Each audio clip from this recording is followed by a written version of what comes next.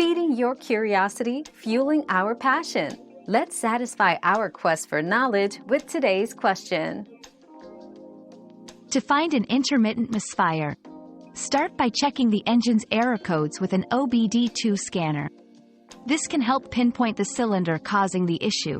Next, inspect spark plugs and ignition coils for wear or damage, as they are common culprits.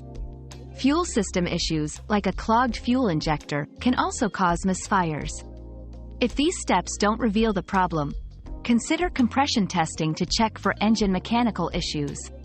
Regular maintenance and timely replacements of faulty components are key to preventing misfires. We've quenched today's curiosity, but there's always more to learn. Keep the curiosity alive by subscribing and joining us for our next adventure.